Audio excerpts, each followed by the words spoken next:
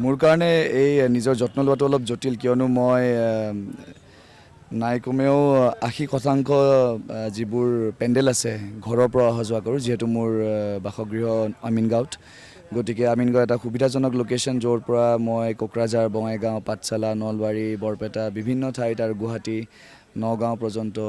কিছু ক্ষেত্ৰত তেজপুৰলৈ পৰ্যন্ত মই অহা যোৱা কৰিব পাৰোঁ গতিকে সেই ক্ষেত্ৰত মোৰ ব্যস্ততা অলপ বাঢ়ি যায় যিহেতু মোৰ ভ্ৰমণৰ সময়টো বেছি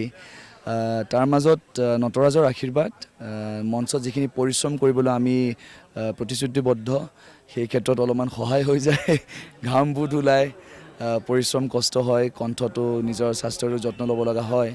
কিন্তু সেইটো এটা সুন্দৰ অভিজ্ঞতা সেয়া মই বৰ সহজকৈ ক'ব নোৱাৰিম সেইটো মই ভাবোঁ নটৰাজৰ আশীৰ্বাদ যে দিনৰ সময়ত ঘৰৰ সময় দি ঘৰৰ দায়িত্বখিনি পালন কৰিবলৈ চেষ্টা কৰা যিটো মোৰ হাবিয়াস যেতিয়ালৈকে মা দেউতা আছে অন্ততঃ সেই সময়লৈকে যদি মই থাকিব পাৰোঁ তেওঁলোকৰ কাষত থিয় দিব পাৰোঁ তেওঁলোকৰ সময়ত সংকটৰ সময়ত যদি মই কাষত সন্তান হিচাপে থিয় দিব পাৰোঁ লগতে মোৰ কৰ্মক্ষেত্ৰত সন্ধিয়া সময় বিভিন্ন ঠাইত যদি মই উপস্থিত হ'ব পাৰোঁ নাট্যদলৰ লগত যিহেতু মই জড়িত সেইখিনি যেতিয়ালৈকে দেহাটোৱে পাৰে আৰু দৰ্শকৰ আশীৰ্বাদ পাম